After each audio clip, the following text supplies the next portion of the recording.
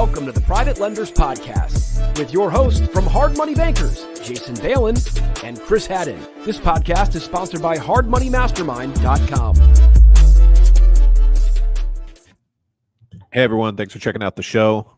Real quick here before we get started, just an update on the November Mastermind Inner Circle meeting in Tampa. The room is full, so that is all good to go. In order to get on the list for the May event, go check out hardmoneymastermindinnercircle.com. All right, today we are talking about what happens in the loan portfolio each month. How do we program this out? How do we schedule it? Who handles it? We're gonna break it all down.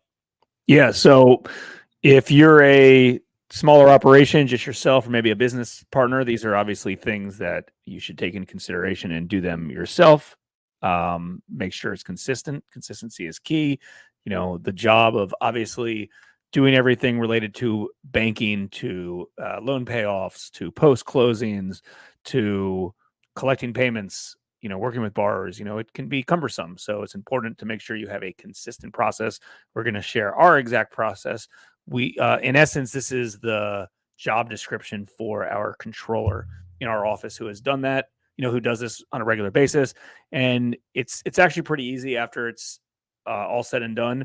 You know, this is our third person. I think it's our third person that's been our controller. That's right. The first one retired, and then another one got promoted. And then the most recent one, who came in a few years ago, is working internally to do this position. So, you know, listen up. There's a lot of very good tips and tricks that we've learned along the way to make this easier for you guys. Yeah, I mean, now that we're talking about it, like looking back, we've done a pretty decent job about creating the job description for everyone on the team. And you know that's the case because when they get up in the morning or come to the office or work from home, they know what they need to do that day. They don't need any guidance from us. Like there's questions on occasion, obviously, but you know, 90% of the job, they don't need us for, right? Because we mapped it out, we designed it, it's on a calendar. There's like step-by-step processes we have depending on the position, and everyone knows what to do. Right? Which, if that is the case in your operation, then I think you've designed it well too. So let's dive into what actually goes down month to month for the loan portfolio. So on the first of the month, there's a lot of stuff that happens. Lender statements go out by email, and we use the mortgage office. I'm sure Automator does this stuff too. If you're still on like QuickBooks and spreadsheet setup, the reporting isn't really going to be there. That's one of the downfalls using software compared to using spreadsheets, is that a lot of these reports and everything else are just built into this stuff, right? So anyway, back to the schedule. On the first, lender statements go out. We also do portfolio reports for each loan originator / partner in the company so that they can see exactly what's going on, if anybody's behind from the previous month, stuff like that. We also do the first ACH pull of the month. So we have 3 of them, the 1st, the 5th, and the 15th. A lot of them are on the 1st. And we're, you know, to be honest, like I was talking to a client this morning about this, but like we're pretty flexible if they want to be on any of those 3 days. Like it's not doing that much for us to be on the 5th instead of the 1st, right? So that's really their preference. I know a lot of real estate investors have rent checks coming in and stuff like that, so they might want to buy some time and do the 5th or the 15th. We're happy to accommodate that. As long as they're on ACH pull and they don't bounce, we're happy. Okay, moving along. So it's the 2nd. It's Tuesday the 2nd. I'm looking at a calendar that we sketched out, and every Tuesday we do ACH distribution. So anything that has come in since the previous week, that could be interest payments, payoffs, interest from post closings, whatever it might be, is dispersed to any investor, our lenders, our co-lenders, and also to us. Servicing fees, other fees that went through the system, stuff like extension fees, lates, all that stuff, we disperse every Tuesday. Okay, moving on. Friday, the 5th. It doesn't have to be a Friday, it's just the 5th. The 5th, we do another ACH pull. Okay, like we were saying. On to the next one. We come back to a Tuesday. It's the 9th now. ACH distribution every week. On the 10th, we do late notices. So according to our notes, our payments are supposed to be in by the 5th. If it goes to the 6th, we can charge a 10% late fee. And then we give the notification of this late payment on the 10th. That makes sense. Yeah. Let's talk about the ACH distributions a little bit, because I know people get confused about that. It's like, well, what do you mean you distribute money every Tuesday? You know, if you have a sizable loan portfolio and you have lots of different investors, and you have, or yourself that's funding these deals, and you're an investor or yourself that is in multiple deals, chances are you're getting funds coming in multiple times per month, right? Like ideally, if everyone pays on the first of the month and every loan closes on the first of the month, every loan gets paid off on the first of the month, then in essence, it might only happen once. But every day we're closing a new loan, we're getting payments in, we're getting paid off on an existing loan. So like, what happens when every day, literally? So what happens when a loan closes on the 10th of the month? Okay, so when you're post-closing that loan, chances are there's going to be per diem interest from the 10th to the 30th or the 31st, right? So there's 20, 21, 22 days of per diem interest. We're not holding on to that per diem interest that's owed to our investor and ourselves as a servicer, until the first of the following month. We're just dispersing that on the next upcoming Tuesday. So they're getting money in. So like, in theory, like if I look at my personal lender statement, right? I get payments in personally every week. In essence, we initiate them on Tuesday. They'll hit our accounts they'll hit the investor accounts on Wednesday. But like if I go through them, it's like obviously the first week of the month usually isn't all that heavy because payments are getting processed between the first and the 5th. The second week of the month, typically 80% of my loan payments are coming in. 90% of my loan payments are coming in, and then through the next few weeks, the straggling payments end up coming in. And then every payment period, a loan's typically paying off or new capital's coming out, and there's per diem interest, prepaid interest, or excess interest from the loan payoff on a loan that had just closed. So hopefully that, is kind of clear that, there's money that's trickling in that's owed to investors throughout the entire month. So every Tuesday from the previous Wednesday through, call it Monday night or Tuesday morning, everything that had come in, accumulated, goes out that Tuesday night or that Tuesday afternoon. And then that cycle continues every week. Yeah, that's right. And that was a huge upgrade for us when this deserves a little emphasizing. It was a huge upgrade for us when we went from a previous loan servicing software and we would send out checks once a month to our investors to paying electronically and weekly, because what happens during that is there's first a report that our controller sends to us. We review the report, approve it. On busy days, if there's, like Jason was saying, second week of the month where a lot of the first of the month payments have cleared and now they're going out, a busy week is like a 25 or 30 page report. There's a lot of stuff going out. And so it takes about 10 minutes to go through that. There's usually no edits or anything like that. Our controller's pretty accurate on her work. And then everybody gets an email notification at the time that we upload and approve the ACH from TMO, sends out to all these lenders getting paid, us, our business partners, and the fees that they're bringing in. And that's really powerful stuff to be able to ping these people every single week with, hey, HMB's paying you. Hey, HMB's paying you again, right? And so the way that turns into like a capital raising machine, and the ease of communication, they can easily just respond to their notification and to communicate with me if they want, right? Super powerful stuff, that weekly distribution. Okay, so continuing to walk through the month, and then we're going to talk about some of the transactional day-to-day stuff too after we get through the calendar. So fast forward to where I did late notices, the 15th. There's another ACH pull. There's the weekly Tuesday distribution. Around the 19th or 20th, we send mail coupons, snail mail, print it out and mail it. It's just another way we like to touch our borrowers, right? They're getting all the stuff by email, but we choose to do the snail mail as well. Cool. I think it's just good to be in their mailbox and their inbox. Like any way they can see HMB is a positive thing. So when we told people that, and I think it was our last Inner Circle meeting, or maybe 2 Inner Circle meetings, they're like, so you actually send out like physical mail? And we're like, yeah, like it's a good question though, because keep in mind, the majority of all of our borrowers are on ACH payment anyways. So like we don't even really need to send out payment coupons, but it's a good look to, because some people it's fall marketing behind too.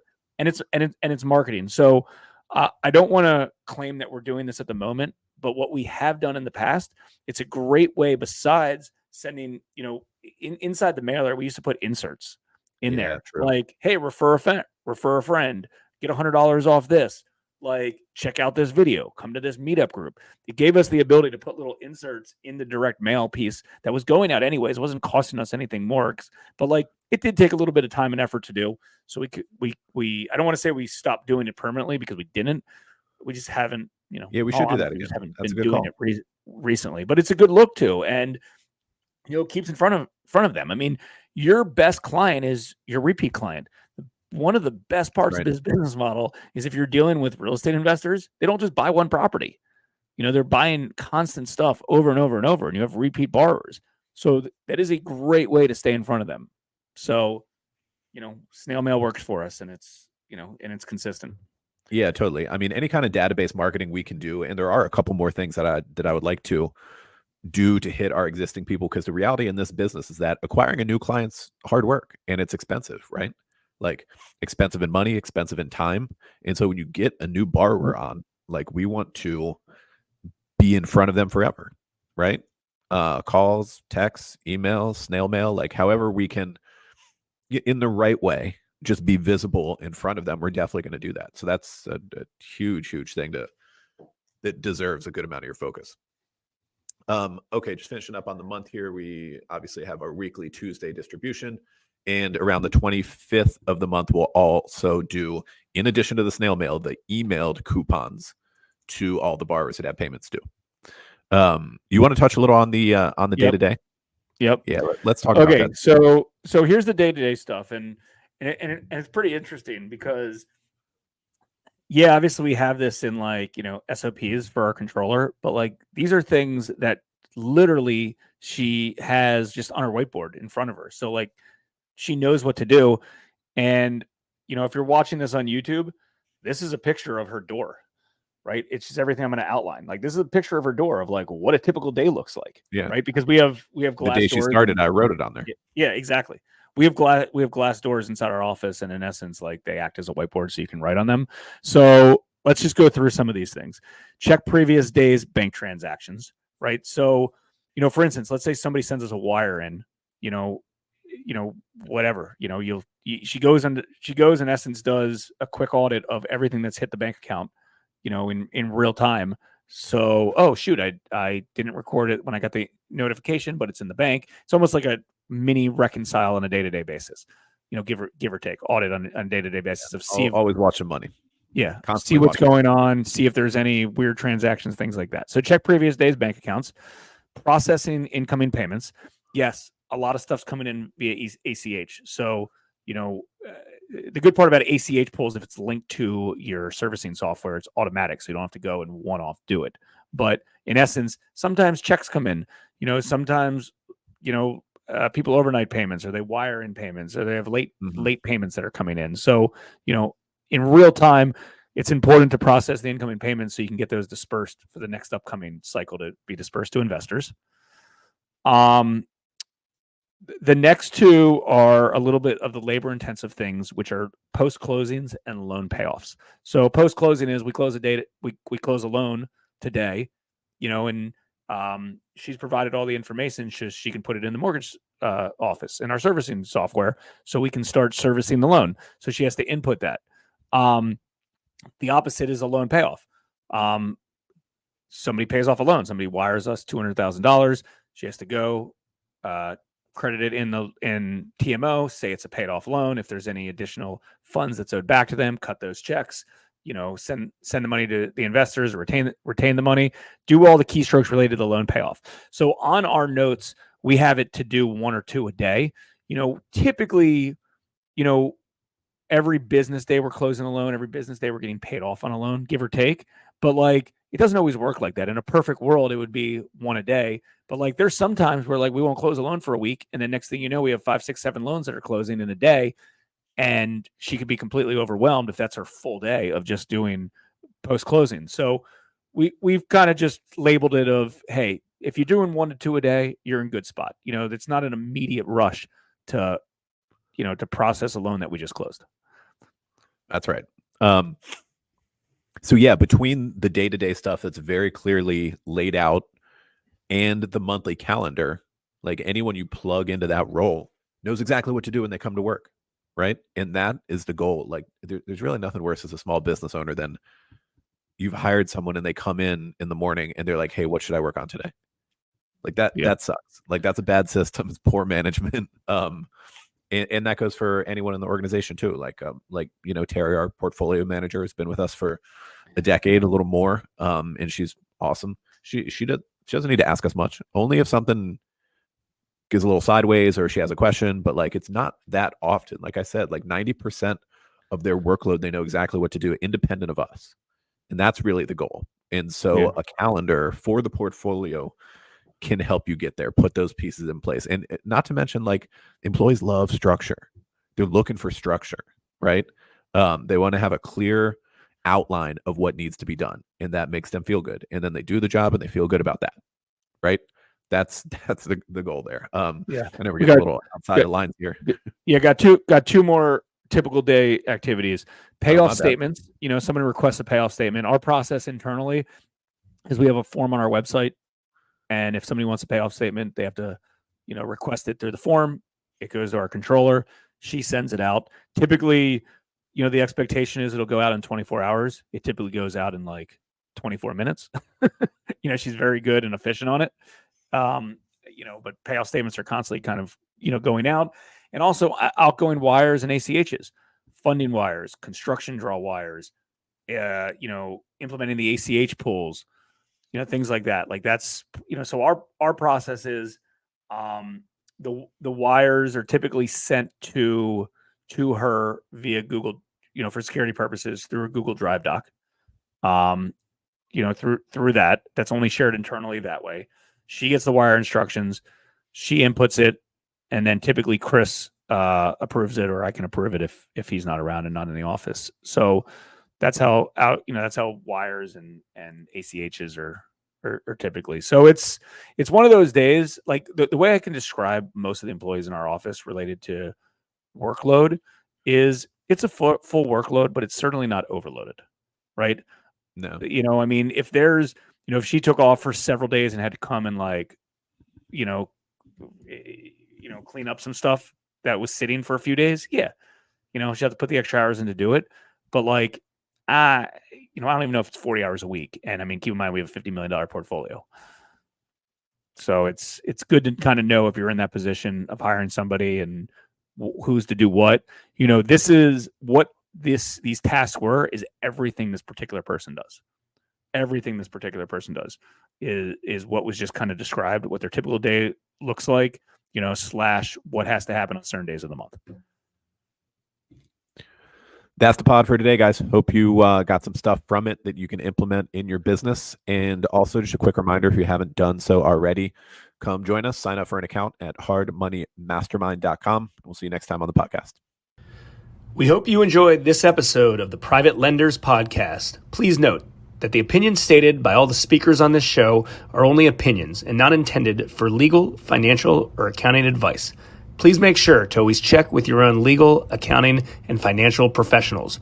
If you enjoyed this episode of the Private Lenders Podcast, we'd appreciate it if you would spread the word. Make sure to check out hardmoneymastermind.com, the #1 free community for new and experienced private and hard money lenders.